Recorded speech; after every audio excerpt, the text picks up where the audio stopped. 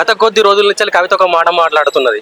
తెలంగాణలో సామాజిక న్యాయం కావాలి, సామాజిక న్యాయం అంటే బీసీ ఉద్యమం పేరుతోనే ఒకటి లేవ తీసుకొస్తుంది. తెలంగాణలో బీసీల అధికారం కావాలని చెప్పేసి మాట్లాడుతున్నది. నీకు అధికారం ఉన్నప్పుడు ఏం చేసినావు? అసెంబ్లీ ముందర పూలే విగ్రహం పెట్టాలని చెప్పేసి కూడా మాట్లాడింది కదా. నీ కమ్యూనిటీ యొక్క శాతం ఎంత? నీ కమ్యూనిటీ శాతం 1.83.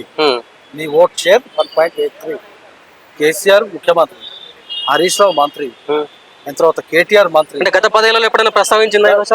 ఎవరు కవి ఎందుకు ప్రస్తావించలేదు? ఆమె మేము మాట్లాడు ఉద్యమకారులను ప్రస్తావించినాం. నేను కౌన్సిల్ లోపల రిప్లైకి కేసీఆర్ వచ్చినప్పుడు, ముఖ్యమంత్రిగా రిప్లైకి వచ్చినప్పుడు ధరణి మనకు ఉరితాడైపోతుందని చెప్పిన. రేపు రాబోయే రోజులలో ఇదే ధరణి మనకు ఉరితాడై మన నష్టానికి దారితీస్తుందని చెప్పిన. అది జరిగింది. ఇటుగా ఒక టర్మ్ లోపల ఎర్రబెల్లి, ఒక టర్మ్ లోపల చూపల్లి, 4 మంత్రులు ఉంటారా? మా 4 మంత్రులు. నీ షేర్ ఎంత? 50-42 షేర్ ఉన్నటువంటి బీసీలు ఎంత మంది ఉంటుంది? 4. 1.83 ఉన్న నువ్వు 4, రెడ్డిలు 6. ఎక్కడ సామాజిక న్యాయం? నీ చేతులు ఉన్నప్పుడు చేయండి, ఇప్పుడు చేస్తా అంటే ఎవరు నమ్ముతారు? ఇదంతా బూటకం.